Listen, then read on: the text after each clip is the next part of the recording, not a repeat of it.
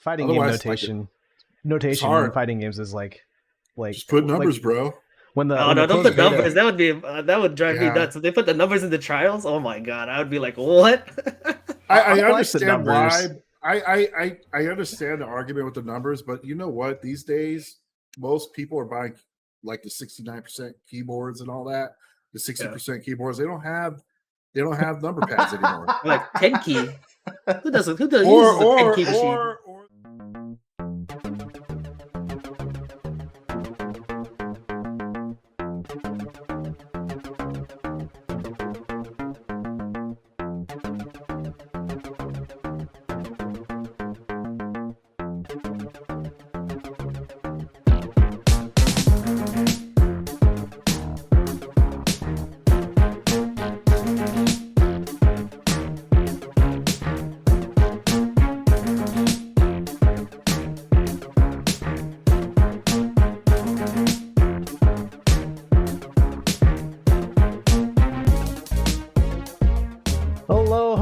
Welcome to the Absolute Guard podcast. Yes, welcome. This is episode 39, not counting our little extra episodes that are done on the side. My name is Benny, and as always, I'm joined by my co-host John, who is the Chewbacca to my Han Solo. I mean that in the nicest way possible. If I could do a Chewie impression, then I would. That sounds about right. I could wear one of those big sash things that he's got. I think that's a sash thing, or is it maybe it's like pockets? It's like a utility belt. Okay, yeah, it's pockets. Belt, yeah. Nice. Yeah. No, I don't know. I just say that just because, like, I think personality-wise, I'm more of the Han Solo kind of like the gung-ho Maverick type player. Yeah, and you're more of the kind of reserved kind of. This isn't very sensible kind of thing, or what are you doing? I smell something. What do you mean you smell something?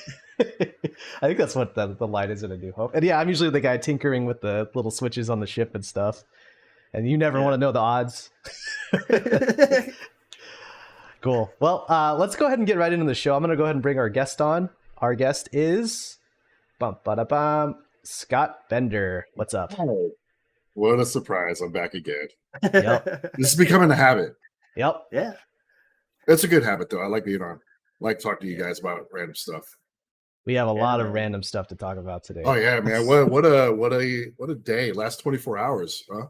Yeah, like we already had prior to this episode, like we were planning it this weekend and like talking it over, like what we were going to talk about and stuff. And then literally like this morning, it was like midnight last night. So technically this morning, a bunch of Street Fighter 6 news dropped. It's like holy crap! Everything just came out. Like they just opened up Pandora's box, just gave us everything. I love it. It's great. Yeah. One more month. It seems like so. The storyline seems to be that several influencers, not just in the FGC, but in our sphere of influence, or like our sphere of like visibility, it's mainly the FGC influencers. Yeah. Like they all visited Capcom's offices, whether that's in NorCal, that also occurred in Capcom UK. I think that occurred in Capcom France too, or at least it occurred in Capcom Japan too. And so they like basically, I think all the influencers went to different Capcom offices, then were placed on like a NDA or embargo until the midnight last night. And there was even like a leak too. Like I've never seen a Capcom leak come from an influencer before. That was a first. Oh, for real? Yeah, I didn't know about that. Yeah, a bunch of the Reversal guys. I guess they posted the videos in public or something by accident. And then a bunch of people like got it. Yeah.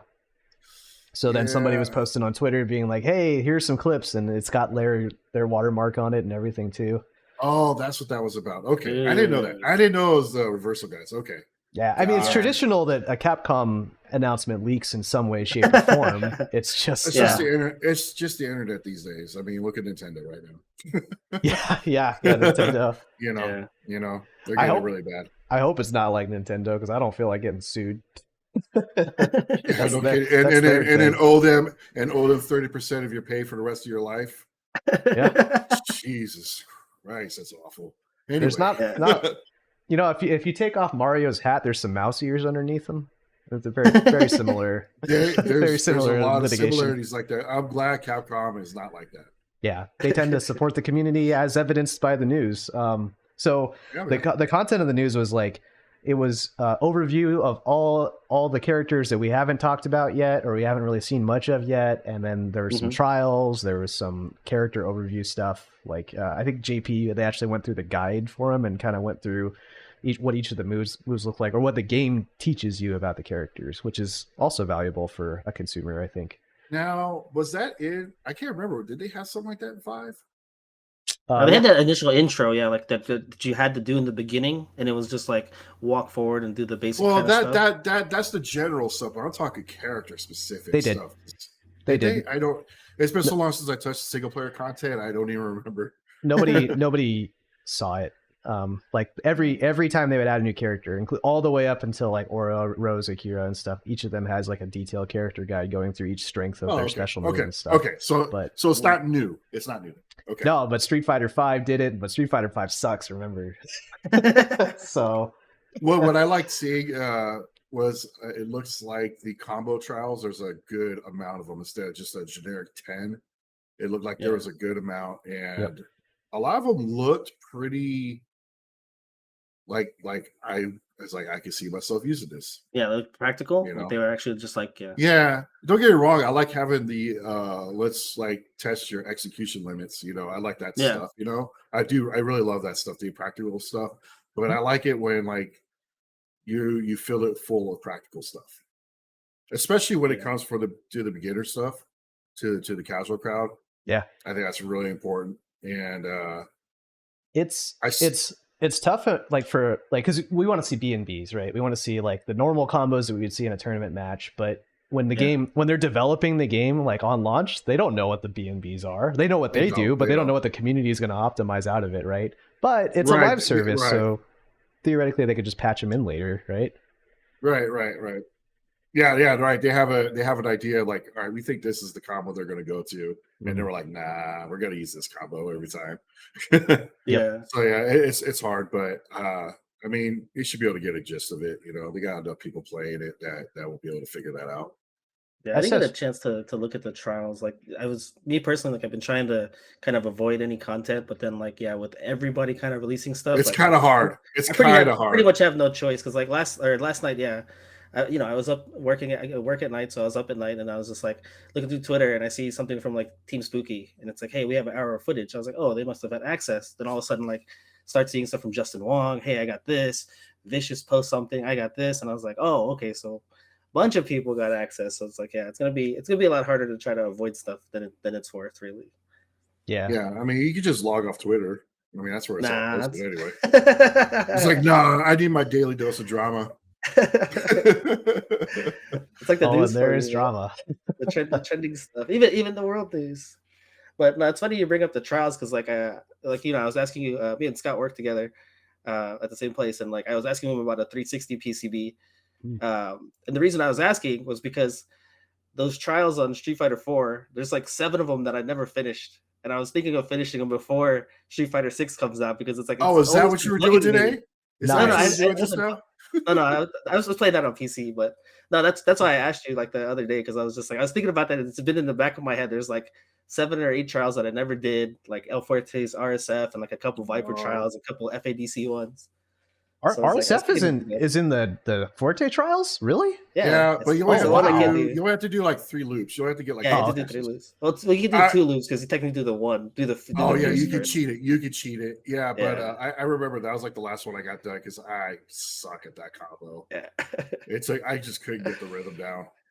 Yeah, I just couldn't get that shit. I mean, it's just funny because like if you look at that trial, it just says fierce punch, and like if you didn't know like what to do, you're just like, what? This doesn't work. And you know that was always been the problem, right? It was just like, here's the combo, but we're not going to explain to you, the new player that has never really touched fighting games, like how do you do exactly? This? Yeah, like what does this mean? And that's always a problem. And I feel like I was looking at the trials, I see that it's still kind of a problem. I don't know. I was watching one of Justice combos where he was going through the Kami trials, and he was trying to do fierce punch and a fierce kick, and it was actually press them at the same time. But there's like no plus button. It just says hard punch, hard kick, and it means do the drive impact. And even I didn't get that when I first saw it. Even I so was it's not like confused by so it. they're not like the buttons aren't next to each other or anything like that. Yeah, I imagine because if I'm not mistaken, at 5 you could change what you could make it where it's the names instead of the inputs. Mm-hmm. I'm sure you could change that, but I wonder if there's like something else in there to make it easy. But fighting game notation in fighting games is like just put numbers, bro.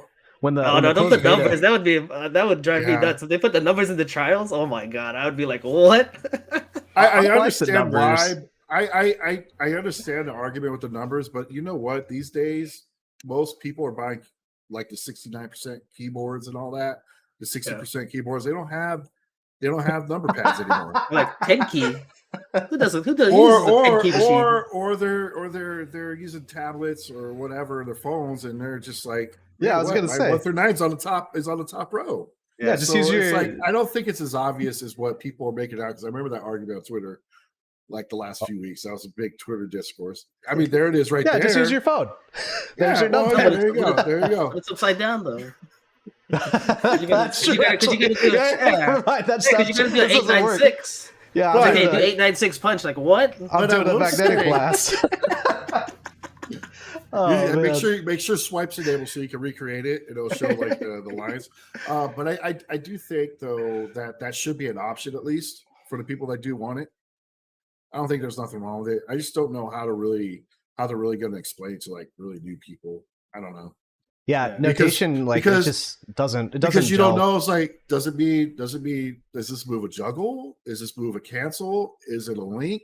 Is it a chain?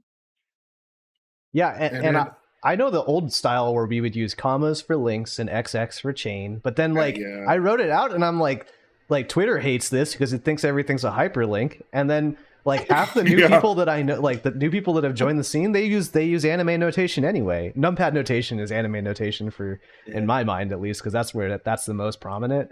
But that is an interesting argument that it's like numpad notation is less accessible because numpads aren't a thing anymore. I don't know. I just thought about that. I was like, because I'm looking at my keyboard right now, I don't have a number pad on it, and even the keyboard in my bedroom PC doesn't have one anymore. Well, we could all be doing modern controls by the end of this, and therefore we won't need notation anymore. It'll just be so there's another argument right there, right? And then that requires a totally different set of notations, and it's crazy, man. Once you think about it, it's a lot. So I'm curious to see like what they got hiding in there to I don't know, just to help with the casual players or to cater to the people that prefer it. It'd be interesting. I don't think they did, but another like piece of drama that's on Twitter, and I feel weird saying that as a preface, but is modern controls. Right now, Daigo mentioned that he thinks modern controls are too strong. So obviously everyone's going to be very looking at it because Daigo said it. Daigo said it. It must be true. Trust me, bro. Yeah, exactly. So like basically what I'm seeing on the internet right now is people that are saying if modern controls are too good, then it will supplant classic controls, and we don't want that to happen. I don't want to play this game if that happens. And that kind of blows my mind because we talked so much about like leading up to all this, we've talked so much about how, modern controls are good and it's good to make it accessible and to allow more people to use it and stuff. But the moment it's like, hey, it might actually impact classic or it might be more competitively viable, like the pushback I'm seeing is a little bit bigger than I thought it would be. Yeah. Go ahead, Betty. I was going to say the big counterpoint that I saw to that, I think it was from Automatic, was that with modern controls, there's certain moves that are just omitted and like you can't do at all. So depending on what those moves are, like that could be huge because it's like that could be something like a combo, whatever linker or whatever, or it could be some really important normal that you need. And if you don't have that at modern controls, then you're at a huge disadvantage. Like imagine if you're Ryu and you don't have crouch and medium kick or something. I'm sure he does, but I'm just saying, using that as an example. What if you play bar controls and he doesn't have a crouch and medium kick? That's brutal, right? Yeah. Or even something simple like I don't have crouch fierce for simple anti-air, or Guile doesn't have his crouch and medium kick, even though it's not really much for combos. It's good for space control, right? What if he doesn't have that? Or or he's missing his the standing roundhouse thing that leads into other combos and stuff like that. You may be losing combo routes, right? And then I think people are so hyper focused on, oh my god, he just whiff punished my low forward with a critical art. Yep. I'm like, okay, yeah, that's really good, but he's only doing that once, right? I only have to really worry about that with his full meter. Yes, it is something I have to worry about, but he's also going to do 20% less damage. And then that damage scaling all throughout the round, right? Everything's doing 20% less. He's got to get a full on, he's got to get like an extra full on punish pretty much in that round just to kill me.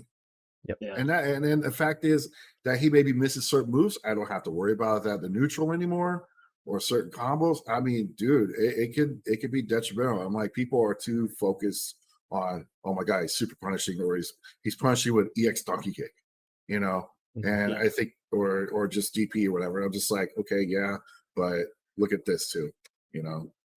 But I like the way they approached it though, because there are good benefits to it, but then there's the downsides, and then hopefully it just balances out, and then we can all be friends, right? I do think modern controls though is gonna be a very dominant. When I say dominant, I don't mean like it's gonna dominate the game. I think a lot of players are gonna use modern controls just because it's the default, and a lot of new players jumping into Street Fighter 6 are gonna think, oh, this is how the game's played. This is the default. I don't know anything about classic controls. This is how I'm going to play. Will they eventually go over to classic? I don't know, but I think you're going to see a lot of modern players. Just imagine that kind of situation, like where you're at a tournament and there's some guy new to the scene, and then like you do a move and he's just like, "What's that?" Like he's never seen it before because he's using modern controls. He didn't have access to it. That's the other thing too. It's like is it because you can only program so many moves to that one button. I think some moves you still have to manually do. I think like for charge moves, right? Like Sonic Booms, you still have to charge to do them. Like you don't just I think Ryu still has to do Hashigeki. Oh, really? I think so because you got Fireball, you got DP, you got Tatsu, and you got the Donkey Kick. Where's the fifth move go? Right? Let's just start adding in the diagonals. The part that's interesting to me is like that drawback that you mentioned is damage, right? You only do like 80% damage. Or what essentially happens is you just take an additional level of scaling that most people don't, that classic controls don't take, right? So your first hits are really scaled hard. The problem is like people are calling for bans and shit in competitive play for modern controls, and I'm like, this is a little absurd. It's nuts, man. The kicker is it's not just that like it's too early, and I know that's a cop out for a lot of like conversations about balance and all this other stuff, but like the reality is we have no perspective on whether an 80% versus 100% scaling damage matters, because we don't have a stable build of the game to know, like the final build of the game to know how much damage is a lot of damage relative to the rest of the game. We don't know what the average damage output is. We have an idea what the average damage output is in a match, but we don't know where it's going to end up 6 months down the road when we start really optimizing and figuring, drive rush juggles out and stuff like that, and full punishes, we don't know. It's just like, how can you get to that conclusion with no context? Yeah. It's a reactionary thing. It's banned because I don't like it. Full reactionary. Yeah. Because it's different and it scares me. Yeah. It's what it is. and yeah, there are some aspects to it that seem scary. I get it. But there's a lot in there that is also bad. At the end of the day, it's like if you're a competitive player, like you're gonna feel pressured to use modern controls if they're superior, right? But like you still decide that. You decide whether or not you are going to use the modern controls. And if you really don't want to, and you feel like it's a deal breaker and you'll lose a competitive edge, then that's two different sides of your values that you need to reconcile with each other. It's just the typical, we're focusing too much on the negatives and not the positives. And again, you're losing a lot of moves. Yeah. You only got 3 attack buttons.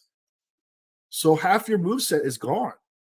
Maybe they'll put like some of it to like command normals, Maybe they'll add more command normals to kind of fill them out. But you know what? I played CVS 1. We lost 2 buttons in that game when CVS 1 came out. And it was very awkward to hold down back to get your crouching medium kick and then down and down forward to get your heavy kick. It made combos very awkward and very inconsistent. And Negative Edge really screwed with that a lot too. Buffering, all that stuff. It was bad. There was a reason why they went back to 6 buttons in CVS 2. It was just, it was awful. So, but CVS 2, like they had different styles of playing the game, like 6, where you can play modern or classic, but like you had grooves, or in alpha you had isms, right? And like, I guess. Oh, you know what? That's a good thing you brought up. Yeah. That's a good thing that you brought up, because I thought about that the other day, right? So you talk about, you know, you got modern controls doing 20% less damage, right? And then I thought of CVS 2, and I thought of K Groove. Like K Groove, it's a simple groove system in CVS 2, right? There's no rolling, so you can't roll cancel. There's no air blocking. There's no alpha counters, no nothing. All you have is just defend. But the reason why K Groove is so nightmarish is because you do way more damage. The damage basically overcomes offsets all the shortcutting. It offsets it. Right? I can't roll cancel. Roll cancel is the most dominant thing in that game. I don't have custom combos. You know, if you hit me a couple times, and now all my punches do like 15 to 30% more damage, and then everyone's scared of you all of a sudden. You know, but now you get it all match. So let's take that analogy, right? Where modern controls could end up like K Groove, where they're just an alternate way to riff on the game, and you know, kind of like tangential to the meta, but still relevant, like a weird dark horse like K Groove. Or it could be like, correct me if I'm wrong here, but like P Groove is not used very common, right? It's not used at all, right? Because it sucks, right? So it could fall that way too. You want to know why P Groove sucks? Why does P Groove suck? It does the least amount of damage out of all the grooves. Yeah, there you go. So it's like modern controls. There you go. That's funny. Are you limited in your neutral too, though? Like your number of buttons you can press and stuff? Oh no. In CVS 2, every character plays exactly the same, regardless of groove. It's all the system mechanics. Got it. Okay. But yeah, so P Groove, they do the lowest amount of damage, plus parries aren't as powerful as they were in Third Strike, you know, but ultimately it's the damage. It's just like damage is not good. So it's really hard. You have to land more hits. Yep. And even then, though, like the idea of damage being good is relative to the other grooves, and you can't know that until after someone's figured out what the damage is for those grooves too, right? But yeah, right. But I could see like, I'm going to use modern in this specific matchup, because maybe having that quick action to handle certain matchups and certain moves, I could see that happening. I could see people using both based on matchup. I think in very edge case scenarios. I don't think it's going to be common, but I can see it happening in certain edge case scenarios. Yeah, I mean, it's interesting you guys bring it up in terms of like the competitive side, because like I think at the end of the day, like the big thing for a lot of people is kind of like the accessibility of it, right? Is for the newer players. And I mean, that's kind of like the main topic we were going to talk about today anyway, in terms of like the PC optimization, the high refresh rate, the low latency stuff, right? Reactions. Could I ask one more thing before we move on to the PC optimization regarding sure. The accessibility point you brought up earlier? Is that Honda's move, specifically 100 hand slap, is no longer a mash move, and I was curious about your perspective on that, Benny. For me personally, like, I mean, I'll live. It's fine. It's just like, for me, it just became kind of a uniqueness thing with him and like the characters that had those with Chun-Li and Blanca, and it was just like, you know, I didn't really see it as an execution barrier, I guess, but it was just like, it's just something that gave them something different, right? It's just like, to me, it's like learning how to 360 command grab. Like, you know, like initially, like when you first do that, you're like, oh, how do I do this? And everybody jumps, right? Then you learn all the little tricks and, you know, how to mask with, you know, buffer it in your normals or do something like that. And so I kind of just looked at it as that. It just gave those characters something kind of unique to their moveset.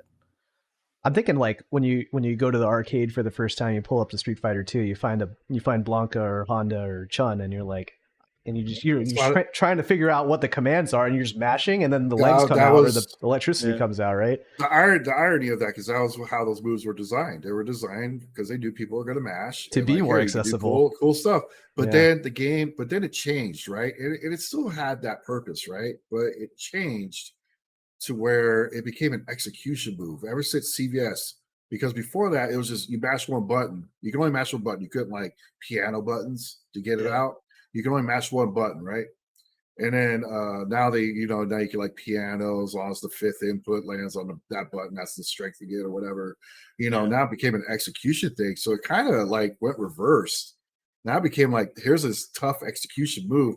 I can't execute those moves at all because I can't piano left or right with my right hand. I just can't do it. I don't have the coordinate. I could do right to left, but then I'll usually get like the light punch version. You don't want that, right? And so I think here they're like, well, let's get rid of that. Let's make this move consistent now, right? Let's make this move consistent, and we don't need it to be easy for the mashers anymore because we got modern controls and we got dynamic controls now.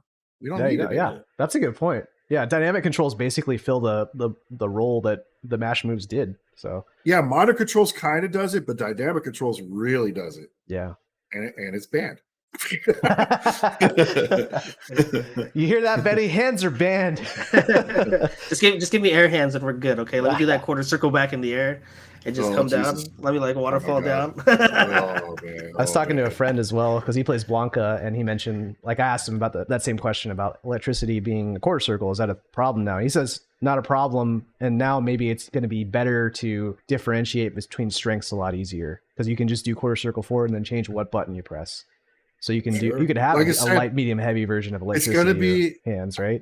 I mean, even for you Honda players that have gotten it down to a science, it's like I'm sure there's still a lot of times where you get the wrong strength because and now you have a consistent way of doing it. Yep. Yeah.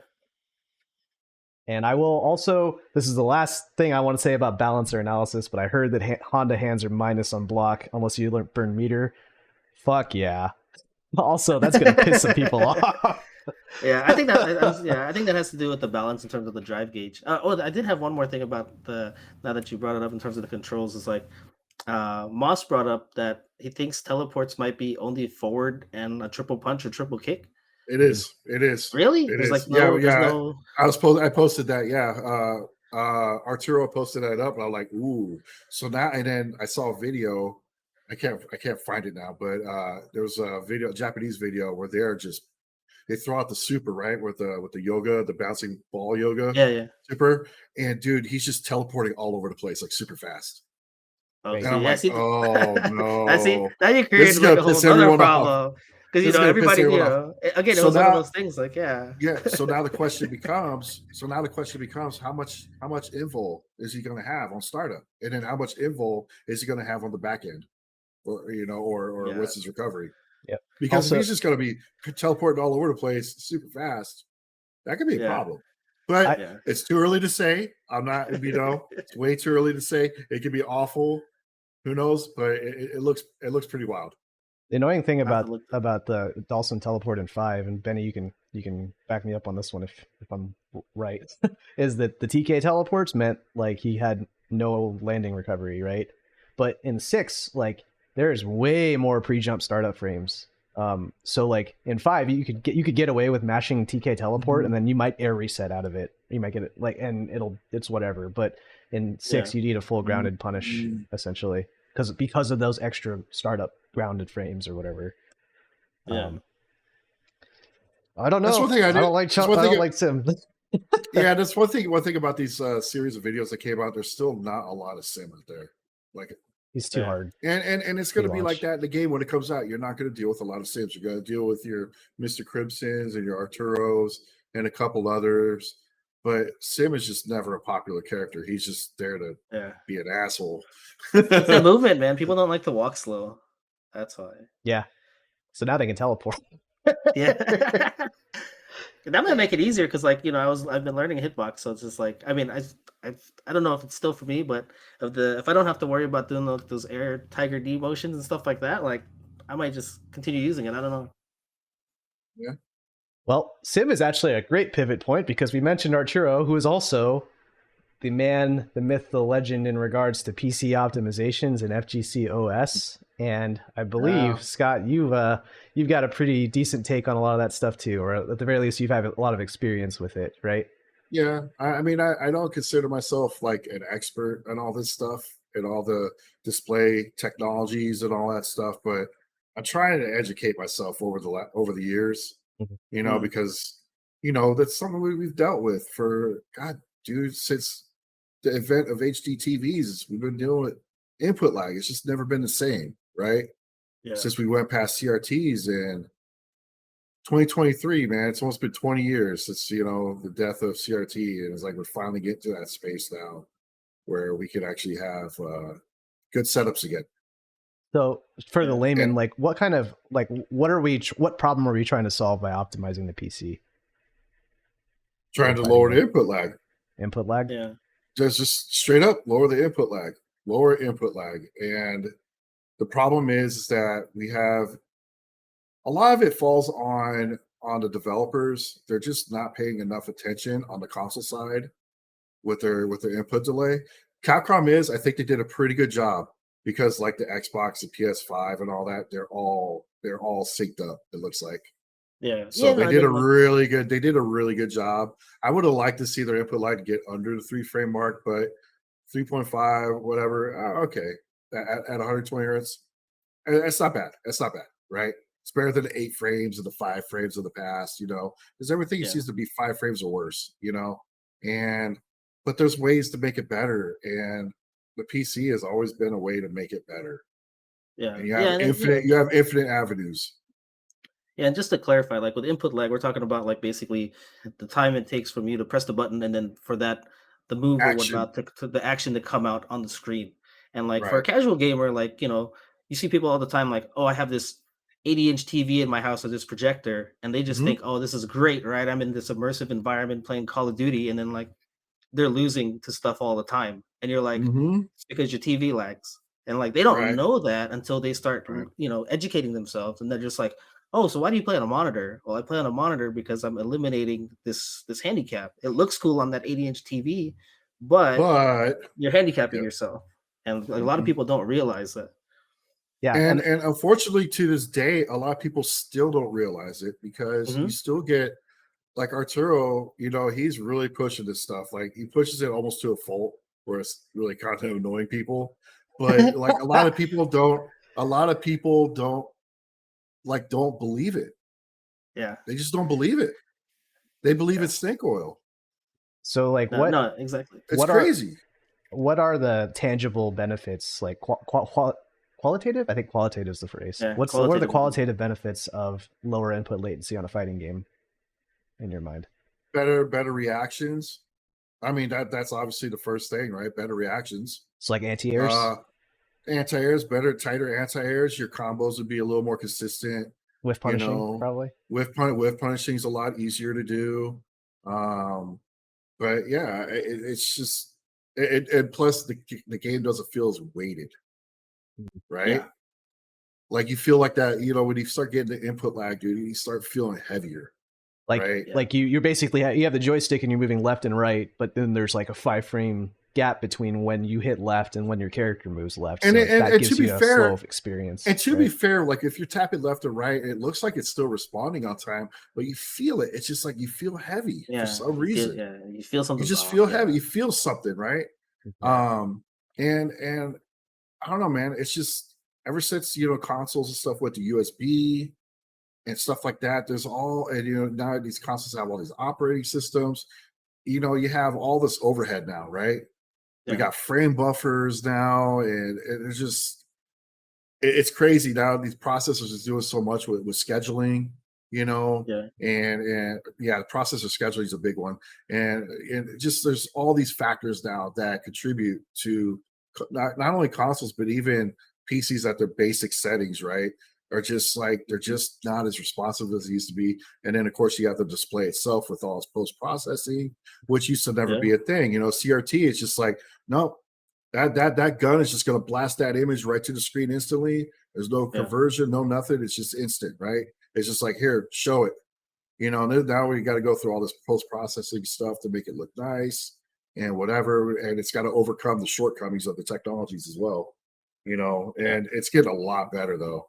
If you talk to any Street Fighter V player about like the balance of the game, because like input lag actually goes so deep, not just like in your experience of playing the game, but it actually impacts the meta of the game and the balance behind the game too. It does.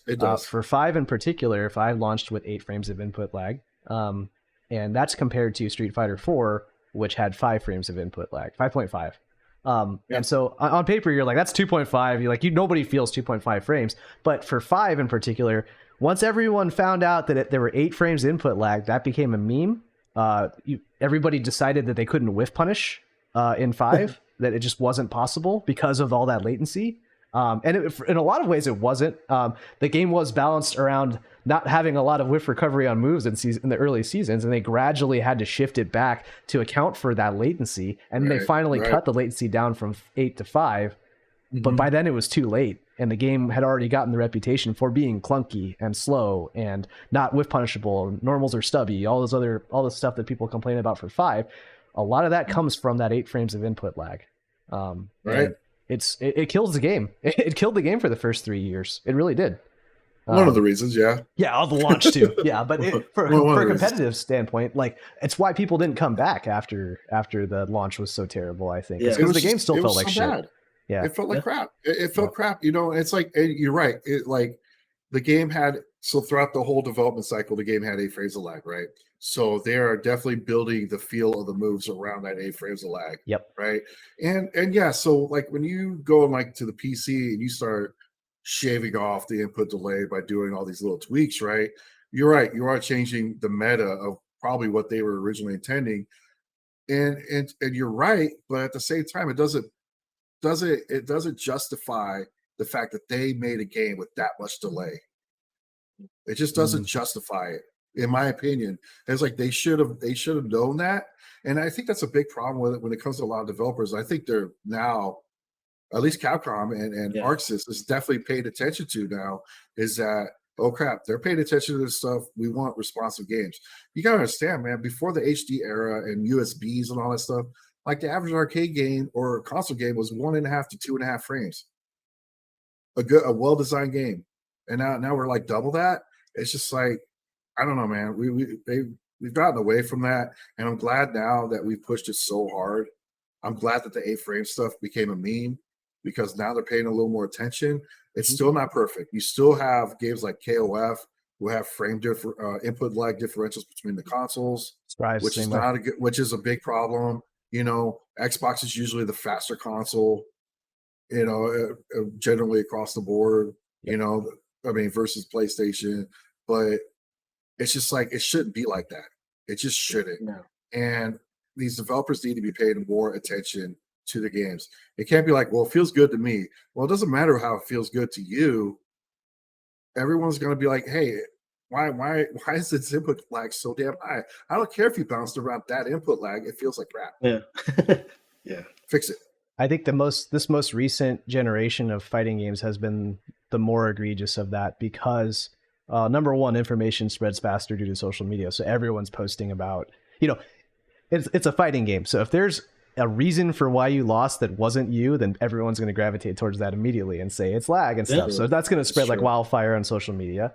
Like I think we actually had Wrath on the show a couple months back, Ryan, and he mentioned, like, for Strive, it's like if you fight against Ramlethal, like you have to just block her swords in order to actually punish her for a lot of things, and that's a 2 frame window. And that's coincidentally the same like input latency difference between PC and PS4, right? Or PS5. Yeah, just on the default settings, right.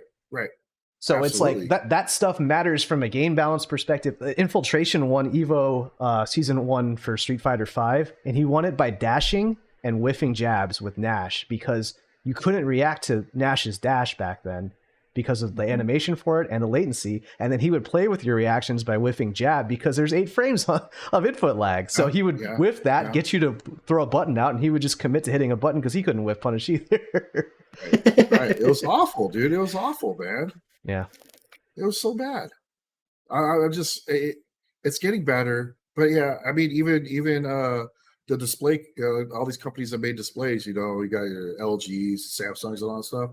Yeah. I mean, it took years. Now they're starting to like, hey, we're starting to advertise our input lag on our boxes and all that. They're finally starting to disclose this stuff.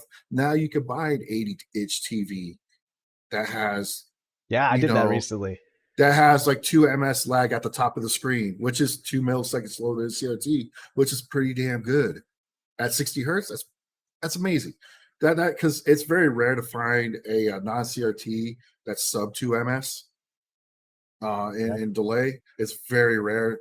There's a couple out there, but it's very rare. So 2 ms is still a huge win. And now, like the LG C series and Samsung's QLEDs and all that stuff they're getting really fast now, and like now they're finally viable, and it's due to all the bitching over the years. Yeah. So in terms of like, in terms of input latency, like, would I be right in saying that you think the most important thing would be like your monitor, your display? Would that be probably the easiest thing for you to basically upgrade if that's a good that's a good start. Now, especially now, if you got a PC, an Xbox Series, or a PS5, you should not settle on a 60 hertz monitor. Period. You should be at 120 hertz or higher. Let's talk about that. There's no question. Hold on, I'm gonna tell my wife that right now. to the layman though, like, does more hertz equal less input lag? Yes. Just straight up. So what? So if you want me, I can break it down. So yeah, sure. 60 hertz monitor, 60 frames per second, right? It takes 16.67 milliseconds to draw one frame from top to the bottom of the screen, right?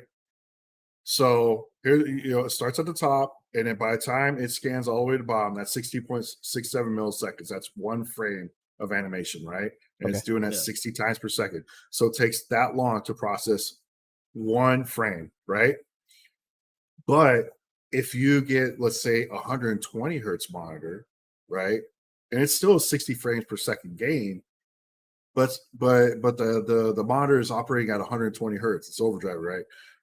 It now only takes, so now you're doubled, right? So now you half that. Now it only takes 8.3 milliseconds to draw that entire frame from top to bottom.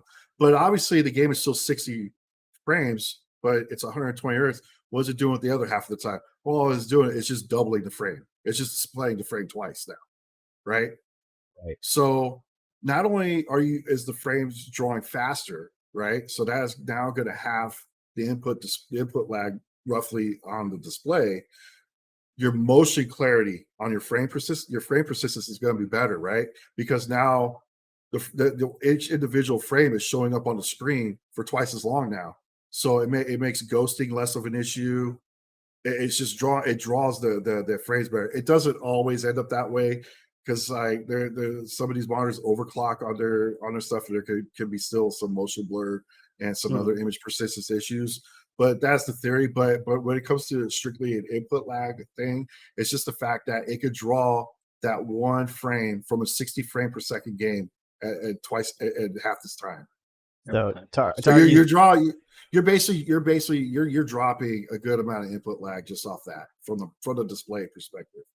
So, like, are you saying that, like, because the image is drawn twice as fast, essentially, that you are seeing the images a little bit earlier, like time wise? Yeah. Essentially, okay. So an average CRT or average HD display, it'll start rendering at 2 milliseconds at the top, right? Once you get to the middle, which is where your characters are going to be in a fighting game, that's around a 10 millisecond delay, right? So now with 120 hertz, you're going to get around probably like a 5 millisecond delay. That doesn't sound like a lot because it's less than a frame, right? But you add it up with all the other things, right? Yeah. You turn off, like with Street Fighter 6, you have the input delay reduction option, which turns off VSync, which turns off the frame buffer, and it just draws, right? and then that's going to give you an extra frame or whatever. It may give you like a 1.5 frame advantage, and now that other 0.5 you got from the 120 hertz turns into a 2 frame advantage, and now it becomes more consistent. I see. Your inputs become more consistent now, because if you have like let's say a game has like a 3 point, like, okay, Street Fighter 6 has like 3.5 frames of delay, right? Right, which is really low, by the way. Game, which is good, which is pretty good. I recommend them, right? But here's what the problem. That 0.5, well, the game only draws 60 frames. It only recognizes full frames. It doesn't recognize decimals, right? So your input, depending on when you hit the input in the game, when it pulls, it's either going to hit it on the frame 3 or frame 4. So you have a 50% chance of your move executing on that time, or it's going to be delayed 1 frame, right? I see. Does that make sense? Yeah, you're basically like shooting a target essentially, and then you're like, it might. Yeah, I get you. Yeah, and you know, and that was the thing, even with old school retro games back in the CRT days. It's still the thing. You know, when you don't have a flat frame rate timing number, you know, it's going to fall depending on when the game grabs that input, right? I was like, well, you grabbed it after this, so now we're going to wait till the next frame to process it, right? So that's where all these little, like, people say like, oh, 2 milliseconds, that's nothing. And you're right, it isn't nothing. But when you start adding up, I'm going to make a tweak here and make a tweak here and make a tweak here. I'm gonna overclock my USB and all that stuff. It starts to add up. Okay. And that's a lot of things that you can't do on the console side, unfortunately. Yeah. So like for the monitor in particular, and like it's less so that like your input latency is being reduced, and more so that your eyes are processing the images better and faster, and therefore you can react faster, right? Which is just semantics. Yeah. Okay. Yeah. So you're seeing the image slightly faster. You're not going to notice it, but you are. Okay. And then at the same time, your inputs are being shown quicker. So a common counter argument I see on the internet about this is that fighting games only run at 60 frames per second. What's the reasoning for running it at 120 hertz if the game's not running at 120 frames per second? Right. Well, like, which is why that's exactly why I just described, though. Right. So you still get to see. It's drawing. Yeah. Now, if the game itself was rendering at 120 frames per second, you would see even more gains. You would see gains on the game engine side. Right. Have you ever played a 3D game, where it's just chugging so bad on frame rate and it's just not responsive? Yeah. It's the same thing. Yeah, the more frames that it could pull per second, the more responsive your controls are going to be. Yeah, makes sense. Yeah, it reminds me like back in the day, like playing GoldenEye on the N64, right? Like when everybody's got rockets and there's explosions everywhere. I remember I was like, oh man, this is cool, fucking slow motion. But I was just like, but I can't move, and I'm just like, I can't move, looking at the floor, looking at the ceiling. It's the same thing. It's the exact same thing. So hopefully one day we'll get there, but that's hard because it's really hard still to this day, unless you like the game's really low spec and graphics, the rendering engine is really low spec or whatever. It's really hard for a next gen game to really maintain 120 frames. And in the fighting game world, we have to maintain a frame rate, a consistent frame rate, right? Yep. Like when we play a fighting game that just can't handle 60 frames. I mean, look at Marvel 3. That was a huge problem in Marvel 3 back in the day, right? Especially on the PS3. Especially on PS3. I lost tournaments due to that shit. Yeah, like you played Zero, so you saw that firsthand whenever you did your loops. For the layman, for people who are listening, Marvel vs. Capcom 3, there were certain glitches where if you doubled your character, like Zero, if you doubled your character, you did the Canadian Super, it would cause the game to drop frames. So it would still run at the same speed, but it would like actually render the game differently, and so you wouldn't be able to see it, and my inputs would get eaten regularly from my lightning loops. And then if you have Dark Phoenix on the screen and Amaterasu doing her assist and big bodies, like it was awful. There's like 2 viable stages in that game because of issues like that as well. Like Wonderland and Danger Room. The 360 had the issues too, but it was still maintaining closer to 60. But it still had frame drops, but it was nowhere near PS3. But anyway, that's a really big deal. So like right now, it's going to be hard to maintain 120 FPS. And I think that's why they haven't really done it yet. I mean, you could do it like And plus, they're trying to account for. I mean, to be fair, you could have a 120 frame FPS player play against a 60 FPS player online. It is possible. You can't do that. So it's not like you'd be like, you can't play because you can't play the game 120 frames. You can, but you're not going to get the benefits, and then it becomes a balance issue, right? Mm-hmm. Like, oh man, he's beat my ass because he can play at 120 frames and I can't. Everything's smoother to him, and he's got half the input delay that I do. Right? Because they were literally half your input delay. Like a 4-frame fighting game could turn like into a 2-frame fighting game just because of the frame rate. That's the other thing is that we frequently forget as like human beings, we don't operate in frames. And so theoretically, if the game's running at 120 frames per second versus 60, then we have twice as many windows of opportunity to hit that button, right? Because it's polling that many times essentially. There's that many frames in the game. And you're seeing, and then the game's getting a lot more animation frames. There's a lot more interpolated animation frames, so it looks smoother, and it's just like you can see the information clearer. Yep. Yeah, it's just image clarity, everything just rises. It's just so many factors. And to our audience, like if you're listening to this and being like, this doesn't actually matter to me in the long run, like just like if you're a casual player or whatever like that, it doesn't matter. It doesn't, but like a really easy way to tell the difference is like in the demo that Street Fighter 6 released for the World Tour mode, the game cannot handle 60 frames per second for most, like by default in World Tour, because it's rendering the entire world every time you get in an encounter with somebody, right?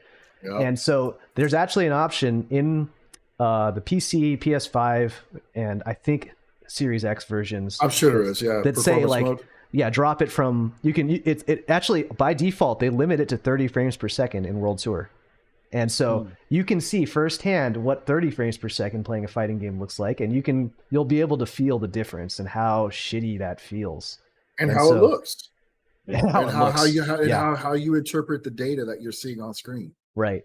A lot of the issues that everyone's like Jedi Survivor just came out recently, right? And everyone's shitting all over that because all the frame drops and stuttering's a little bit different, but the frame, like it can't keep a consistent 30 even, so I hear. Or at the very least, you can't make 60 for a Dark Souls game. Like that's you need that timing. It's crazy. It's crazy. So, it's super important. It's super important, and unfortunately, and I see it even with the Jedi Survivor. You got people that are very dismissive, and we're like, "Fight on my end, bro." And I'm like, "It's not. You just don't have the eyes for it." Yeah, and we have to. And then like everyone's like, God, all you do is bitch about this stuff. And I was like, well, we need to. Someone has to bitch about it so we can have better products. We can have better games. We have to. And it's like, so like people, I see it all the time. Like on Twitter, I've seen it in some Discord channels that I know Art's not in. And they just trash on him because he won't shut up about it. And I'm like, well, if he didn't shut up about it, then would Street Fighter 6 be at 3.5 frames? Would it? Yeah. We don't know. We don't know for sure. But my understanding is like the developers for Street Fighter 6, like the development team for 6 actually consulted with Evo on like tournament quality of life stuff. I think input latency is part of that conversation. I think stuff like button checks and like quick disconnects and sign-ins and stuff like that. I think all that's part of the experience too, but I'm pretty sure input latency was part of that conversation. And again, like a lot of this issue with modern fighting games having input lag comes also from everybody using Unreal Engine, and Unreal Engine just having built-in input lag. And they needed to, like Epic needed to actually fix that stuff and release new versions of Unreal Engine. And if you do that, then you need to like backport it into your game, and it turns into this giant clusterfuck. See, but I don't necessarily agree with that. I mean, Unreal Engine is a problem, but you see that with everything. It's not just it's not exclusive to Unreal Engine. It's a problem no matter what. I see with 6 they're using the RE engine, and like they're using the RE engine. So it's below 5 now because of that. And right. And if I'm not mistaken, games like RE2 Remake is like 5 frames. I think. Don't quote me on that, but I think I remember something like that. It's not exclusive to UE. Like I know UE4 originally had that one glitch or whatever. They said they had a bug, and then UE fixed it, and then immediately Harada fixed it on Tekken, and then it took a while for Capcom to actually implement it because it said it took a lot of work to do. but it's not exclusive to UE. It's just the nature of all these technologies now. Yeah. Because it just is. Think about your pass-throughs, right? From player to screen, you're playing on an arcade stick that's manufactured by Mad Catz or Victrix or Razer or whatever, and that has built-in latency built into it. Then you have the game itself, which is running on either an engine like that Epic made or RE Engine or whatever that also adds latency. But even before you even get to that, you're going into the console, and the console has different adds input latency as well, right? Yeah, or the PC. Right, you're USB pulling on the console. Then you have the operating system. Yep. Yeah. You have all that, and then you finally get into the game. The game's processing, and depends on how good the rendering pipeline is, all that stuff, how it processes, how it pulls the inputs, and then it's got to get processed, and it's sent out through the HDMI or through. It's got a frame, probably has a frame buffer, and now it's got to wait, and then you got to deal with the monitor. Yep. And whatever BS it's got to go through. Like post-processing on that too, right? It's a long chain. There's a lot of links. Yeah, a lot of moving parts. Yeah. A lot of parts. Just to summarize, to the layman, the mission is to reduce input lag and optimize your PC to do that. Upgrading the monitor is a path forward. Are there any other recommendations you would do to optimize on the PC, optimize the PC setup? Well, I would say, if anything, let's do the console, because the console you're limited, right? Right. Because there's a lot of console players out there. Sure. You're very limited, unfortunately. You're really bound to the developers, right? And whether or not they want to add these features. I applaud Capcom for adding that input delay reduction so you can shut off VSync. And also the fact that these consoles now have VRR, variable refresh rate, and all that. That's great. But really, you're limited to basically just upgrading to a good monitor that's 120 hertz, because that's the most these consoles could do. And pay attention to your input device, your stack box, hitbox, your joystick, pad, because not all of them are created equal when it comes to delay. Now, if you have like hitboxes, stack boxes, and all that, they use the brick boards. They're solid, so you don't really have to worry about that. I think most people are on brick boards, but you can go back to the old Mad Catz stuff. Those things had 10 to 11 milliseconds of delay. Yeah, it's I awful. remember those. Yeah, I remember those it's graphs. Awful. There would be those graphs green and yellow, red. Yeah. And people questioned the hell out of it, but man, it was actually legit. Whether the numbers are accurate, no, but you can see the discrepancies at least, right? And man, I love the TE1, but you look at it, I'm like, wasn't very good. None of the Mad Catz ones were good. Yeah. In comparison, they're the TE2 in particular was very egregious. Yeah, I think the TE2 was really bad. Yeah, it was at the height of the input frame. Oh, go ahead. No, the Hori HRAP Kai on PS4 had a full frame of lag. Really? Okay. Yeah, that cheap one. Yes, that's the one I had. yeah, that's one of the worst ones. Huh. But so so on the console end, there's only so much you could do. But the best, but I highly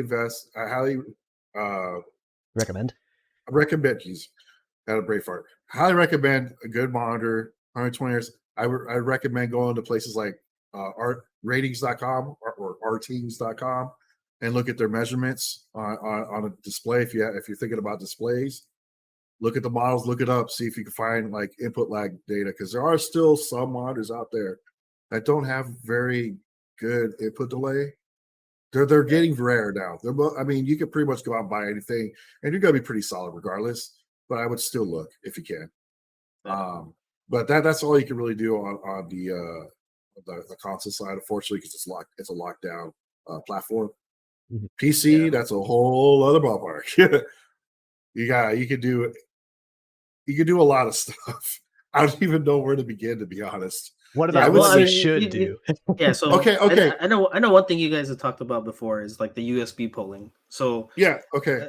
How would that work? How does that work? So I would say at the very basic level, there's things you could do, even even if you're not an advanced user, that you could do on the PC end to have a better experience. One, same thing, get a good monitor. But the thing is, though, you're not limited to 120 hertz. You can go as high as you want. That's available out there. You got monitors out there that are going up to 390 hertz, which is ridiculous. Such a weird number. Yeah. I think the really good sweet spot, like the perfect sweet spot, to be honest, is 240 hertz. All right. Just because you can max it out, it's also divisible by 60, so you won't have any frame pacing issues or anything, or any like visual judder or anything like that. Like 144 hertz and all that stuff is still good, but you might see it like a little bit. Okay. Persistent issues just because 60 hertz, it's not divisible. Yeah. But it's not that bad. But it just depends on the monitor. But 240 is like a really good sweet spot, and you're shaving over a frame off easy. Okay. Just right there. And going into Windows is setting it to 240. That's a huge changer. The next thing is also like you could turn on your G-Sync or FreeSync, right? Because that means you'll no longer, just to keep it simple, that means you no longer need VSync in your games. So you can turn VSync off on all your titles. Because what VSync did is that it puts the frames into a frame buffer before it spits it out to the image. It's waiting, right? And it's trying. Okay. And what it does, I'm just going to keep it very simple. VSync kept the games from screen tearing. It's because Gotcha. like screen tearing, you'll see like the horizontal, like it just like isn't lining up when you're moving around, and it looks really weird, right? That's screen tearing, right? It's literally tearing in the screen. Yeah. You turn VSync on, it eliminates that. But what it does is it holds the frame in a buffer. So now you're going to add like 1 to 2 frames of lag just to have it on, just to eliminate screen tearing, right? Because the monitor refresh isn't exactly the same as the game's refresh, right? Okay. Like your monitor's 60 hertz, but the game's operating at like 59.3 frames or something. So that's like what the sync and VSync means, is you're syncing the game with the monitor. Yeah. Okay. Yes. Yeah. So, but you don't want you want VSync because you don't want to deal with that screen tearing, right? Because it's ugly. They can make things very hard to look at, right? But at the same time, you don't want the input delay. So that's the beauty of having a high refresh and then having G-Sync, FreeSync, or whatever, and using that, and you get rid of all that. It's all bonuses and none of the negatives. So those are really simple. Like you have to take your monitor selection seriously now. You really do. Okay. The next thing you do, like I don't know on AMD video cards, but most people do have NVIDIA cards. You go on your NVIDIA control panel. There's a low latency option in the settings, and you just set it to ultra. That probably shaves off maybe at least a half frame, at least. Right? That adds up. So these are the basic things. You just do these basic things right here. You're already way better than the console already. Now you're just shaving. The next step I would say is to up your input polling from 125 hertz to 1,000 hertz. That way, your inputs are getting pulled to the machine way more often, right? This is the USB polling that Benny mentioned. Yeah, the USB polling, right. But this one, you can't do it through Windows. You have to actually download a program from on GitHub. It's from Lord of Mice, and you have to actually change it through there. So it's a little more advanced because you have to learn the program. It's very simple, really, but I'm saying simple as someone that knows how to use this stuff. I can't. So like, that's why I don't really. I would teach people that don't know much about computers how to use it, but it's not going to be something that they're going to figure out on their own. Really, it's just always I'm not very tech savvy. It's like but it is. But to be fair, it is a very simple process. Yeah, it's really just downloading a program, changing the number, and then to your specific USB device and turning it on, and then you're good to go. It really is a simple process, but people get very intimidated. Yeah. After that, now you're getting into really complicated territory, and that's where you're starting to de-bloat the operating system and get rid of all the garbage. And now you're starting to shave off 1 to 2 milliseconds, half a millisecond here and there, and it's all minor stuff. Diminishing returns. You are starting to get diminishing returns, but they still do add up. Right. So what would this all add up to in your mind? Like, are we talking like 3 frames off or 5 frames off, 10 frames? Well, I could tell you right now that Wait, 10 frames is in it the is future. possible. It is possible to get input delays down to sub 1 frame. To around 1 frame. Okay. It requires a lot of tweaking, though. A lot of advanced tweaking. A lot. And that's where, and I'm sure the questions are going to come in, that's where Arturo's FGCOS comes into play. Sure. Yeah. I've messed with it. I have it. I have a version of it. I can't go into details really, but it is basically it's Windows. It's straight up Windows. Okay. But it's debloated. It's got you just get rid of all the fluff. Yeah, it's not an operating system that's designed to be used for day-to-day use. Gotcha. Okay. It's literally in the name. It's designed to play your fighting games and nothing else. Gotcha. Right. And that's what it is. But it's all about getting rid of programs and processes that you don't need. Because just run processes, because CPUs they run schedulers, right? And you want to debloat the scheduler. John, you're an engineer. You know about this stuff, right? You want to debloat that scheduler going through that CPU. You know, it lowers your latency overall, right? Yeah. So you get rid of all this trash.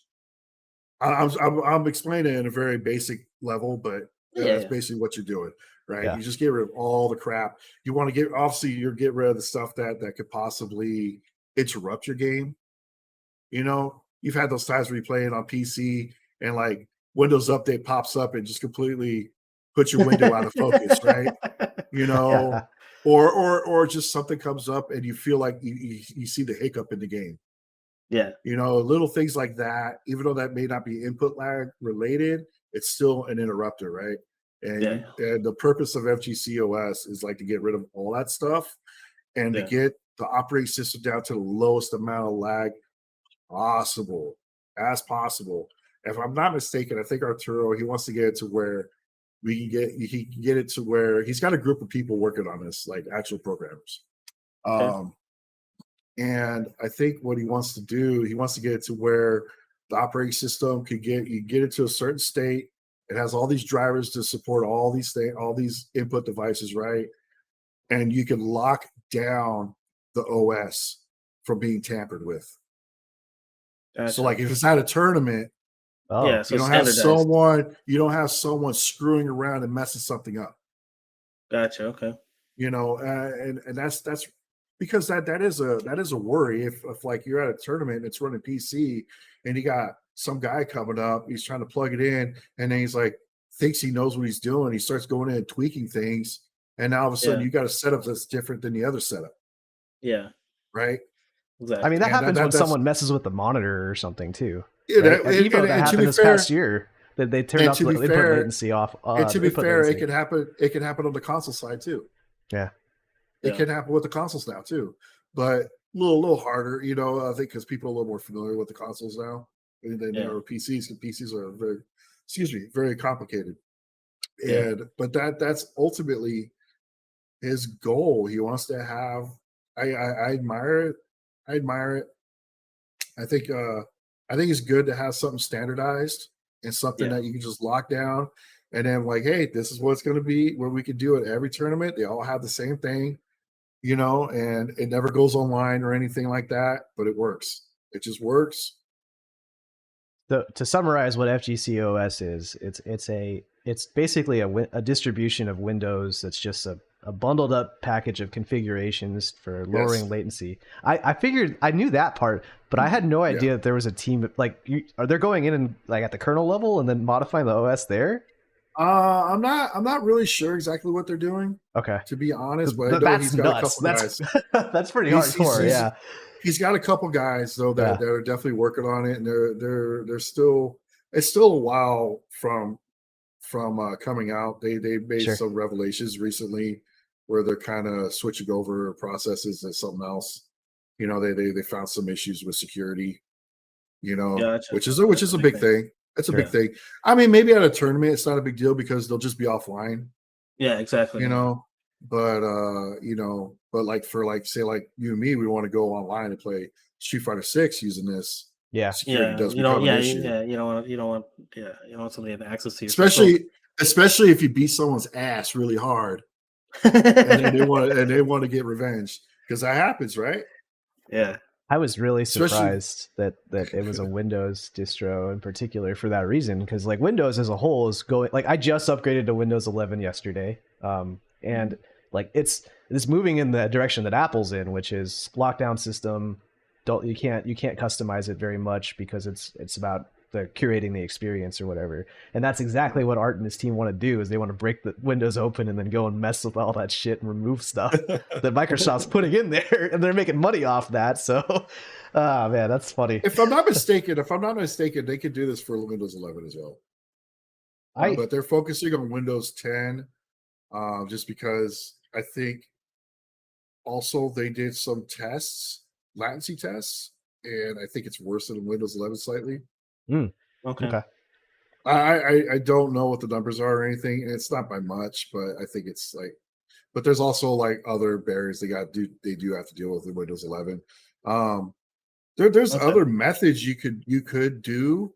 It's like now that what's getting popular now, you're starting to see it. I saw like Linus tips on YouTube talk about it. It's like Atlas OS, which is a debloated Windows experience. Mm-hmm. But that one's coming under a lot of scrutiny lately with its security issues, because it's because you are disabling Windows Defender, the antivirus, which it does lower your latency by getting rid of it, but at what cost, right?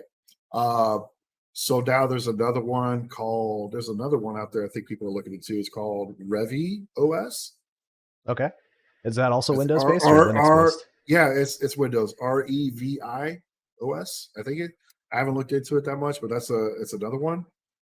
So these could be other avenues that people could explore, as long as they're safe, Sure. If they really want to if they just want to have an operating system that's just performant, right? Uh-oh, we lose Benny? He has gone dark. There he is. Hey. So but I would say, even if you do go that route, the best option, because you wouldn't want to use these for your day-to-day driving use on a PC. So what you'd want to do is you want to dual boot. Okay, that's what I was going to say. Yeah, so if you have a second hard drive, or you partition one hard drive or SSD, so you have two drives, you could put an operating system on both, and you could choose which one to boot into on startup. Gotcha. So and then only boot into that operating system when you're going to go online and play games, and leave it at that, really.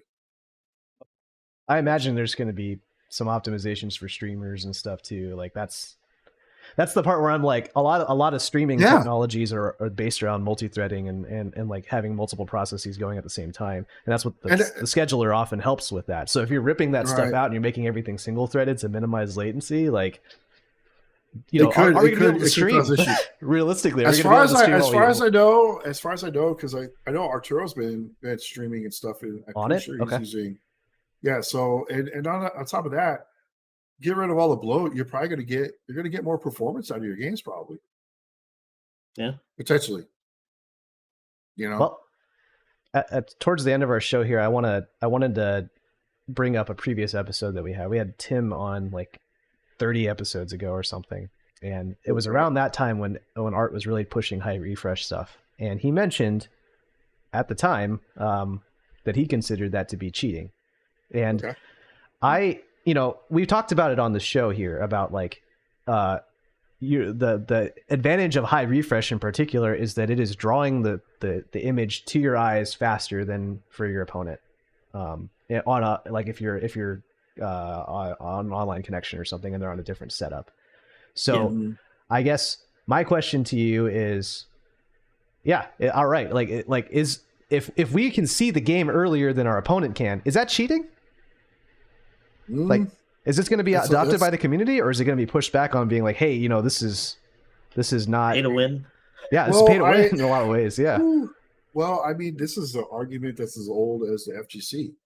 Yeah, people thought it was cheating when you had a fight stick, and all I got that's what I was going to say. All I got is PS2 pad. Yep, it was the same thing, right? And like, this is cheating, and I guess, at the end of the day, some of it is pay to win. I mean, not all of it. I mean, like a lot of this I just talked about was just optimizing your setup. Yeah, like downloading tweaks. a program, right? Yeah, downloading programs and stuff like that. Everyone has access to it. I understand like monitors and stuff like that, but people need to stop. But here's the thing: high refresh monitors are getting really cheap. You can get 120 hertz monitors, even though they're 1080p, for $130 now, right? Yeah. So people just need to be smarter with their purchases. Yeah. Eventually, I mean, it's the same thing when we went HD during Street Fighter 4 or before Street Fighter 4. I mean, did I have an advantage because I had a VH236 Asus and no one else did? The Evo monitor? right. Yeah. So am I cheating? Or did I just make a smarter purchase? Yeah. Yeah. Because I mean, at that point, it's kind of like, where do you draw the line, right? Because it's like you bring up the stick and the pad thing or the leverless controller, right? Like a lot of times, like the casual, like if you go to one of those like casual tournaments, like con tournaments that I was at a couple months ago, right? You walk up with an arcade stick and you plug it in, people just automatically look at you and they just assume, oh man, I hate that I'm word. Like, dead. people I'm always just like, dead. oh man, here's the try I'm hard dead. or whatever. I hate when Yeah. I use that, and I'm just like, Yeah. oh, woe me It's for wanting to gonna learn get how to play sweaty this in here. game. Yeah, but it's like, okay, so I mean, if we all have Xboxes or we all have the same console, like, how can I say that you're cheating just because you bought a better monitor, right? Like, Yeah. I mean, you can't standardize across the board. You can't force people to buy certain things and all that. So it's just like, where would you draw the line? It's Yeah. just, The best thing we could do is that tournaments find a standard. yeah, exactly. When it comes to displays and the platform, we need to find a standard, and we do. I think that's really important. I think But when it comes to home, you can't regulate. Exactly. You can't Just regulate because that at all. Yeah. I want this better monitor, I'm buying the better monitor. If I have the means to do it, that's what I'm doing. And you can't tell me will I have a better advantage? Yeah. But you could still be the better player. It won't even matter. But Exactly. it's just like I'm getting penalized because I just like this monitor and I can afford it. So I shouldn't be able to buy it.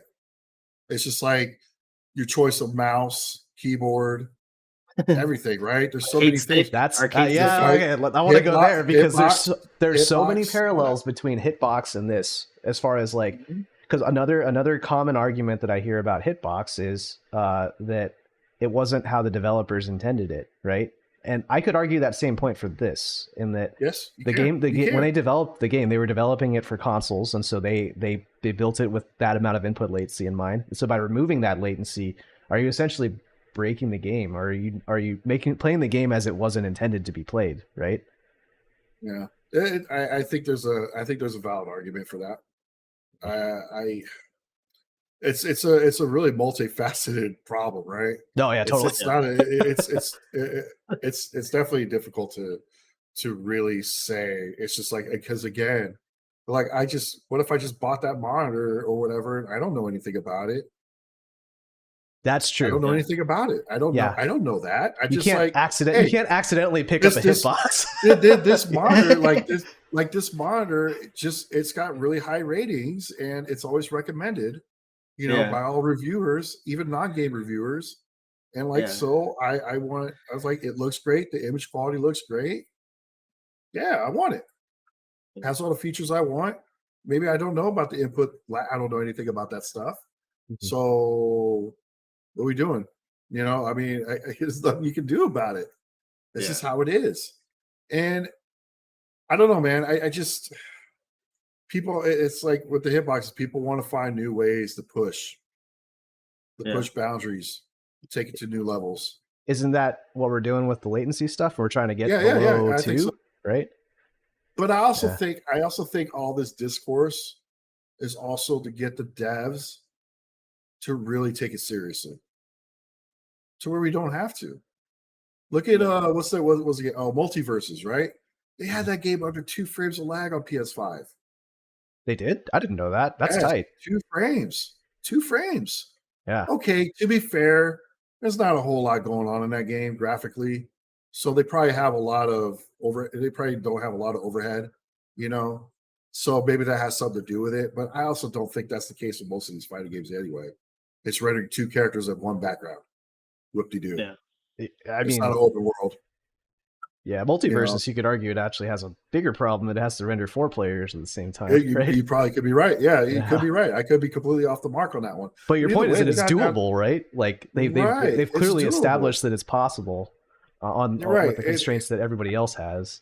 I think that's been the bigger. I think that's been the bigger thing about this whole discourse is getting the devs aware and making actual efforts into making their games as responsive as they possibly can. Yeah. So what's the goal? I think we're seeing like is it down to 2? Is it down to 0? I say anything around 3 or less is like that's good. I think that's pretty solid. But I mean, yeah, that way I don't know, man. It's hard to say, but dude, if you get it down to 2, there's not really much more wiggle room after that, right? You're going to the future. And you're good. You're good. You're so good. It's so good now, right? But I think they got to find ways. They got to find ways to do this. And I think the way to do it really is the easiest way is just higher refresh monitors. That's like the simplest way to do it, right? I think. Yeah. And the console's allowing it. And that's the other thing, too. If the consoles can allow it, fair game. Yeah, so the consoles essentially act as the baseline, but weirdly though, we push PC even though that's not the tournament standard, and like right. But the pandemic changed everything. You know, people got locked in. We had to deal with some subpar online experiences, and we had to make up for those shortcomings by, well, let's go on PC where the input delay is just naturally lower, and I can make these couple of small little tweaks, and now I canceled out that input delay. That online produces, right? And now that we're getting good online, but then we're still on PC, it's just hard to go back. It's just hard. I guess our listeners are like, if you look at the demographic of our listeners, right? They're like us in that we're competitive fighting game players. We likely are going to travel for at least 1 tournament this year, or we're at the very least we're probably going to play in an offline tournament a little bit, right? And so those offline tournaments are going to be on PS5 and maybe 120 hertz monitor. It might be 60 even. A local could be on a PS4 with 60 hertz. And so what advice would you give a competitive player like myself or any of our listeners really that are going to have to deal with perfection at home and lower numbers on the like in the outside world? Would you say, like act in parity with them, like go 120, or would you say pull the trigger on 240? That's a tough one, right? In 2023. If you're concerned about parity, I would say if you're on PC, because you go online, there's probably still going to be, even though it's a rollback, right? Mm-hmm. Every game is different on how they approach the input delay. Yeah. I would still say get the superior product so you could compensate for online. To Fair eliminate that extra lag. Yeah. And that way, or something like that. So like when you go online with your game on PC, it's going to feel like offline on the console at a tournament. I think that's a good way to do it. But I also, to be perfectly honest with you, again, pandemic changed things. That the code is getting really good in all these games. I don't see, as much as I hate to say it, and John, I think you know where I'm going with this. I don't see these open bracket tournaments. I see them dwindling. I just don't see them being as much of a focus anymore. In favor of online or at home tournaments? Yes, in favor of online, because now I could just I could get potentially a better experience playing online, at least on PC. I can get a superior experience online, and I can play in my underwear. or naked, whatever. I'm not wearing pants right now, Scott. I just said that on the podcast. I just said that on the or if you're a prominent streamer, I'm streaming, making money while I play these tournaments and playing at home. It's a win-win. I'm not spending money going to the tournament. It's playing on a crappy setup that's not well optimized or whatever. I'm waiting in these lines. It's smelly. I'm spending all this money or whatever. Man. You start thinking about that stuff, right? Yeah. Don't get me wrong. I love hanging out with everybody. I love the social aspect. I love seeing all the people I don't get to see all the time, right? I love that aspect. I love that more than playing in the tournaments itself. The tournaments are always second rate for me when it goes to these events. But it's just like the convenience is too much, and I think the future is now we're going to have more online events. They're going to be like qualifiers, and then we're going to have something like a Red Bull Kumite or something to be like the finals, right? Mm-hmm. Yeah. And then they only need one or two setups, right? Because it's a curated list of people, right? And you're only running on one or two setups, and then that's when they can throw the PC in there. Yep. And play an optimized setup. In 2022, I went to Red Bull Kumite, and they ran all the last chance qualifier on PS5. Which was awful, by the way. And then the actual event, they put it on PC. And they also had like a pro room for the people that were actually invited. Like they all had like a private room playing PC. And that was at the height of Street Fighter V. Like people being like PS4 and PC are completely different. And we were still getting people on board with that idea even. And of course they did the console for the last chance qualifier because they were confident in throwing a big open bracket tournament using on PC yet. Yeah, but when you're in a curated list of a small list of players, and it's only like really one setup, you're able to police it really easily. And I understand the concern that TOs have about running their entire major on PC. I totally get it. Right? It is more complicated. You have to have more able IT specialists or whatever on your team that know what they're doing. Keep those machines, fresh. And possibly there to troubleshoot, when they have input issues or they exited out of the game, don't know how to get in, back in, or whatever the case may be. You got to have people. So it's got to be policed more. I get all that. But when you have a curated closed bracket, small bracket, invite only event or whatever, it's a lot easier to manage. And then even then, I can also see it in those events. So you see the complaints, right? You hear from Punk all the time, right? This split setup is laggy, because the way they're splitting the signal. I honestly believe, I don't think they're going to do it this way. I would love it if they did. In the future, they at least add a LAN option. You get two PCs, and then I can set my shit to the setting I want. You can set it to what you want, what you feel comfortable with, and we can go at it. That's a possibility, of course. You have the option to set it to 390 hertz if you want, but if you're comfortable only running at 120 because that's the timing that's on you. I'm setting at 390, bro. But that sounds like fucking NASCAR, dude. It sounds like by the end of it, these esports players are going to have teams of people that optimize their setup for them, and they're just going to be a goddamn pit crew in between their tournament matches. That's what it is. It's a pit crew. Yeah. But it would be interesting though if you could just have your own setup when you're playing against someone else or whatever, or even just like small little tweaks here and there that don't even matter with performance. It's just like, I like playing at this resolution versus what you do or whatever the case may be. I think that could be interesting. I think I can see that happening. But the issue that I have with that is it's nothing logical. It's like a visceral feeling that I get when you're saying this stuff where I'm like, yeah, we're going there. Everything's getting smaller. Like we're not doing open brackets anymore. It's all invitationals and stuff. And so I could see like the people that argue against PC that I've seen, like the arguments that I've seen against PC, tend to not hold a lot of water. Usually it's the pay to win argument.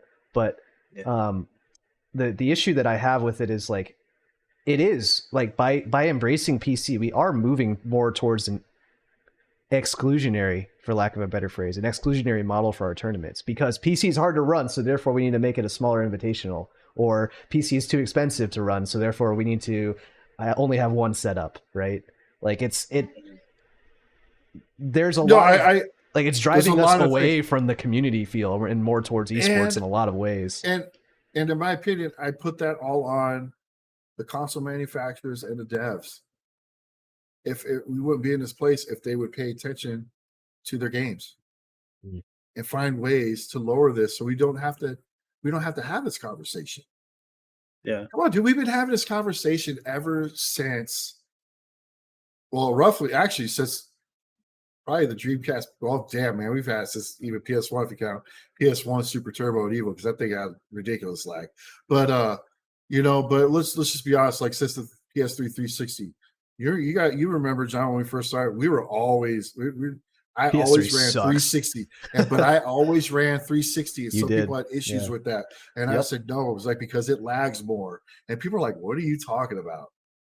And people, the whole scene was like that for like the longest time, for like years until that infamous Chris G video, I think was that final round where he's playing Marvel and the game just slowed down while he's doing Morgan. It was like going at half speed, which was even crazy. I had never even seen that. And that was like, it finally took that to get everyone to switch over. And it's been a problem ever since. Yeah. And it's getting better, but it's still bad. Yeah, it kind of like it makes me think about like back in the arcade days, right? You go to the arcade because like that everything was standard right there. Everybody was playing on the same hardware, the same whatever. There was no, there wasn't the gravitation to home until that caught up, right? And then now we have all this variance now, and the There's more so much variance. optimized. Yeah, there's so much Even variance. then, though, like and at arcades, man, you listen to people complain about the sticks or the set, like the buttons being wrong or the tension of the sticks being too tight. But that's something that like everybody would have to deal with, right? Like, I mean, that's true. obviously that's not ideal, but it's just like, hey, if the player one control doesn't work, then I mean, maybe we swap sides every game, every match or whatever, just to make it even. I don't know, but at least we were both dealing with the same shit, right? But now we have so much variance, and like like Scott was saying, like I have the more optimized experience at home. So why do I want to go to somewhere offline? Whereas in the arcade days, it was like I want to go offline because this is where the better experience is at. And that's the discourse you're seeing a lot now. Like I saw a video this morning, Kizzy K posted something about Texas Showdown, about his Guilty Gear brackets, and I guess they were running on PC and there were problems, and he got really frustrated. And he's just like, "Why am I spending $1,000 going to these tournaments when I could just be at home, playing on a better setup that I know is going to work for me?" And you're seeing that more and more and more, right? And like I said, I hate to say it just because I love hanging out with people, even though I don't really do it as much anymore because I'm older. But eventually, it's going to get to that with these younger generations as we go on. They're not going to care about that. Yeah. They're not going to. I don't think they're going to care about it. I don't know, man. I think Evo is always going to stick around because I consider that a convention more than anything. Yeah. Or it's just a celebration, right? I think people will always come out to that. People always come out to CEO and Combo Breaker. I think those are our three big guys, right? Yeah, but I think you're gonna start seeing these other tournaments possibly go on the wayside, or I don't know, man. That's not the future I envision. I just don't envision these events lasting. Yeah, but you can see why people would associate that with PC and ultimately the move away from the community feel, I think. And I think that's where a lot of this discourse, like that's the hidden layer behind this discourse, and that it's forcing a lot of change, and it's forcing change in a direction that, you could argue is exclusionary in nature. And that's never a good look. It's not. I truly wish, I would love to stay on console just because it's simple. It's just simple. Pop your shit in. All right, you got to deal with a patch, whatever. You just plug it in and go, right? Don't have to worry about much now. Obviously that's the biggest thing. But man, these devs have got to do better. They have to do better. And when you say devs, though, like is the umbrella just Capcom, or is it also Capcom and everybody? Sony? Or is it Capcom, Sony, and Victrix, or Capcom, Sony, Victrix, and Dell, or whoever makes the monitors? Yeah, right? I would say everybody. Yeah, I would say everybody, but I do think most of it right now is falling on the console manufacturer and the devs designing for it. I think I think they need to start adding a little more. I do appreciate games now coming with like they're a little more PC centric. Where like there's a quality mode and a performance mode. Yeah. So you can have. I love that. I love that. I mean, they're keeping it simple still, but I love that they're introducing these little options to make so you can cater your experience, right? Sure. And they need to make more strides to that. And like if they can find a way to get these games low across the board and then make it the same for PlayStation and Xbox. And even a base PC, they're all lined up. Street Fighter 6, they did a great job at least making them parity on a base level. Yeah. I think they did a great job there. That's one of the biggest problems. Oh, well, this one's 5 frames, but I'm over here and this console is 4. And I'm like, well, it just creates this it's like a matter, it's like segregation right there, pretty much. It's like it just becomes this big problem. And it's just like I would love to just get rid of the PC platform if it meant, just I don't know if we could just. We don't have to do all this shit if all the consoles have their shit together, right? We don't have. I don't have to spend all this time tweaking. Yeah, and we have to build a brand new OS and download all this software. I get it. I understand. I understand people's pushback. I really do. And now you got video card manufacturers now they're starting to overprice their crap. It's getting out of control again. And it's becoming a problem again.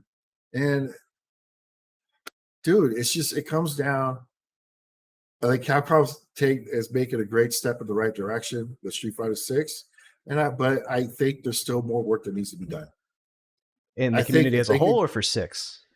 Is 6 in a good spot as a whole in your mind? 6, I think 6 is in a decent spot. I still think they can get it lower.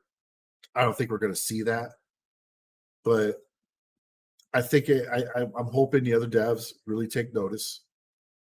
I'm hoping to see that with Tekken 8 because Tekken 8's been inconsistent across the platforms. I didn't know that. KOF 15 is inconsistent. I'm not sure about MK. I think MK is also a little inconsistent. Well, at least with NRS. And then it's inconsistent with ArcSys still. Everyone's still inconsistent. Yeah. Yeah. Well, I mean, like you said, at the end of the day, I think it's the consistency, right? And you want everybody to have the best experience, regardless of whether they're playing on Xbox or PlayStation or PC. Like it should be standardized and it should be consistent across the board. Like that's the ideal, right? Yeah. I got a brain teaser question for you guys. Would you, if the game had 5 frames of input lag, it's your favorite game, whatever, ever, it had 5 frames of input lag. If you could drop it down to 3, but it would only be on one platform, would you take that?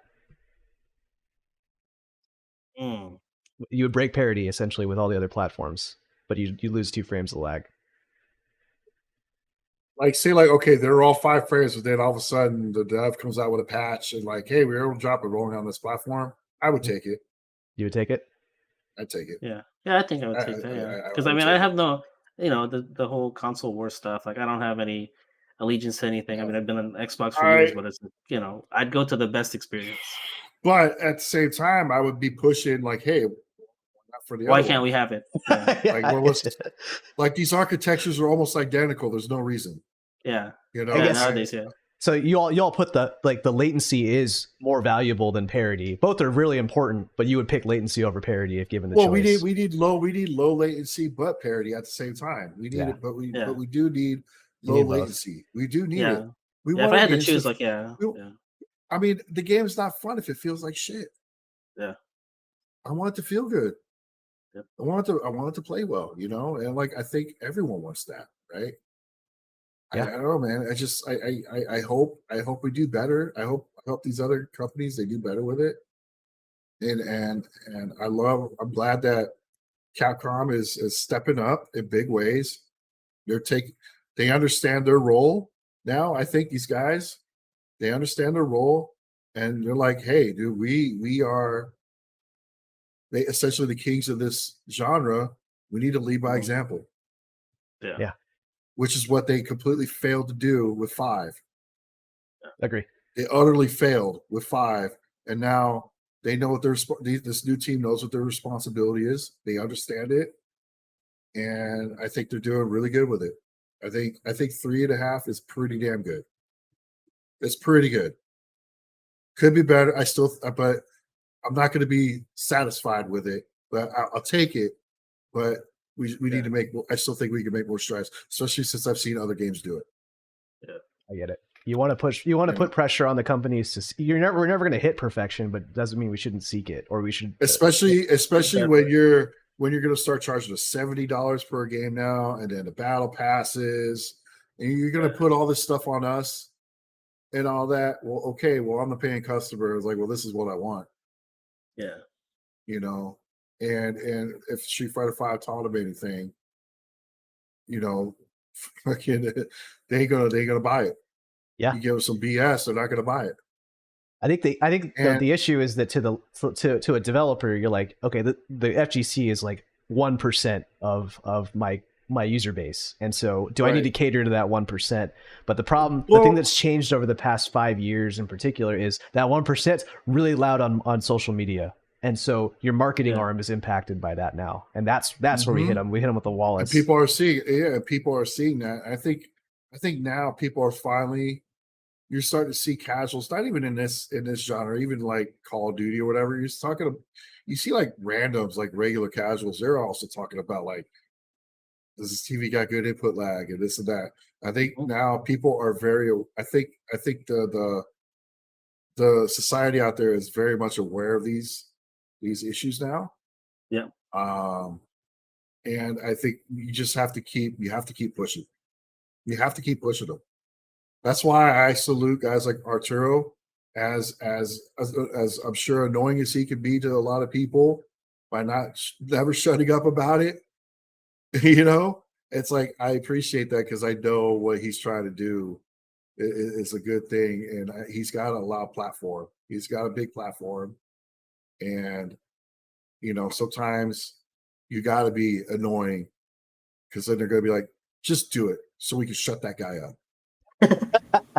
The squeaky wheel gets the oil, right? And then from the debate standpoint, forgive me if I'm being a little reductive here, but it sounds like it's not that the community should be arguing with each other about PC or PS4 or all this other console versus who's getting excluded, who's getting included, all that stuff. We shouldn't be fighting as a community. It's actually it's a conversation with the devs that we need to be having as a community. That's the bigger. That's the bigger thing than anything is just having the devs do better, because we should not have to do all this micro tweaking. And even then, from the dev side, that's not a fight. It's that if my user base isn't united on what they want, then I'm not going to take it seriously, right? Like I need a larger percentage of my user base to care. I need everybody to agree on it at least. Otherwise, I'm not going to go and develop something that's going to make one person happy and then piss off a bunch of other people. And it's just something like you get that lower. Everyone just wins. Yeah. Everyone wins. Simple as that. It's like it's going to review better. People are going to be like, man, this game controls like a dream. Like it feels like I'm light as possible. I'm just like everything's just responding, and like it's just. Yeah, can you imagine having a video game reviewer on IGN being like, "Hey, I needed to install a new OS on this game." Yeah, we shouldn't have to do that. As much as I champion the FGC OS and all that, we shouldn't have to do that. Yeah, we shouldn't have to. That's a brilliant thesis to close us out on. I think. Yeah. Do you have any shout outs on the way out here, Scott? Yeah, shout outs to you guys as usual. It's always fun talking to you guys. I'm always down to talk about anything. Obviously, I'm going to give a shout out to Arturo and his crew for FGCOS. It does feel really good when you do try it. It does feel pretty good. It's pretty good. Wait till it comes out. It's probably still a while out, but it'll be there, especially for those games that aren't Street Fighter 6 that have more input delay issues. Legacy games. I think that's where I think that's going to come in handy. Emulators, especially emulators, really big, right? Shout out to all the people that are all the influencers out there throwing out all that footage in the last 24 hours. Ban them. Got to ban them from CPT. I'm excited. I'm gonna sift through all that shit. It's gonna be great. Oh yeah, I love it. I love it. I love it. I'm glad they all got that. That discourse about people being serious that they should be banned. It's so stupid. It's so stupid. Everything about it's so stupid. Just play the game. I think we need to have our own episode about cheating because there's so many different ways that people are pointing at each other claiming cheating nowadays, and this PC optimizations was one of them. People just want to complain. Yeah, just play. The better player still wins. Cool. Well, that about wraps up our show today. You can catch us on twitch.tv/Spiral Series, youtube.com/Spiral Series, and on Spotify under Absolute Guard. To all the people that are listening and following and subscribing, we really appreciate y'all, and have a good night.